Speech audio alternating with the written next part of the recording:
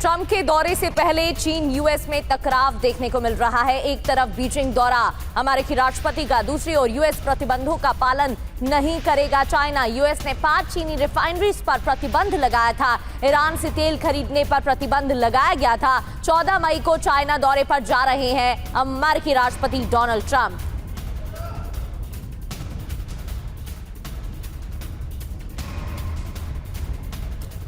तो चीन में ट्रंप का एजेंडा क्या है, यह हम आपको बताते हैं और जो जानकारी सामने आ रही है वो क्या है। होर्मुज पर जिनपिंग से सीधी बात संभव है और इसके अलावा खबर यह कि ईरान युद्ध में चीन की भूमिका बहुत ज्यादा अहम है और इसके साथ साथ ट्रेड डील, टैरिफ, ताइवान पर भी चर्चा संभव है।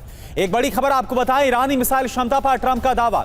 ईरानी मिसाइलों को पूरी तरह से खत्म करेंगे, वो दोबारा से मिसाइल बनाने की कोशिश करेंगे।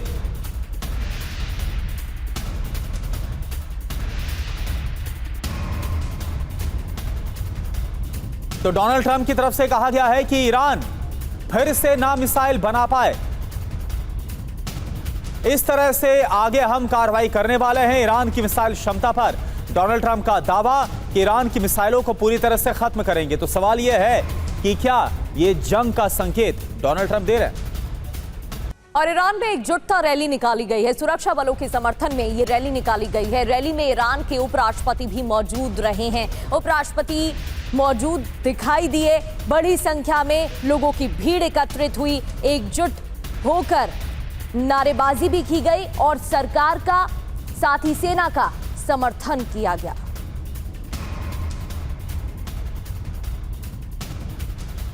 और एक और बड़ी खबर, होर्मुज में नाकाबंदी से कुवैत को नुकसान पहुंचा है। कुवैत ने अप्रैल में कच्चे तेल का निर्यात नहीं किया।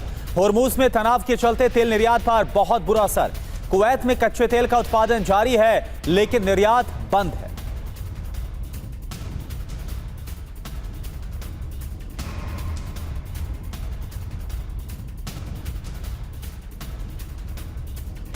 तो जिस तरह से नाकाबंदी स्ट्रेट ऑफ होर्मुज में, इसका सबसे बुरा असर ना सिर्फ ईरान पर तो पड़ ही रहा है बल्कि जो खाड़ी के देश हैं, जिनकी इकॉनमी, जिनकी अर्थव्यवस्था कच्चे तेल पर निर्भर करती है और उसमें से कुवैत भी एक देश है, उस पर भी बहुत बुरा असर मौजूदा हालात को लेकर पड़ रहा है।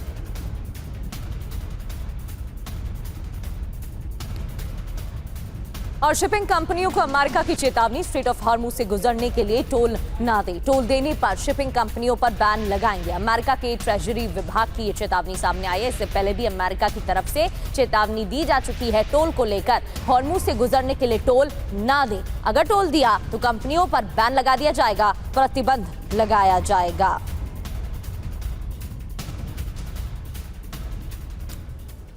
तो किस बात को लेकर ईरान अमेरिका में टकराव बढ़ चुका है, यह आपको बता देते हैं। ईरान की तरफ से क्या कहा गया है कि नया कानून लेकर हमारे अमेरिका क्या बोल रहा है, नए और सख्त नियम हम बनाएंगे। दरअसल होर्मुज को लेकर यह सब कुछ हो रहा है।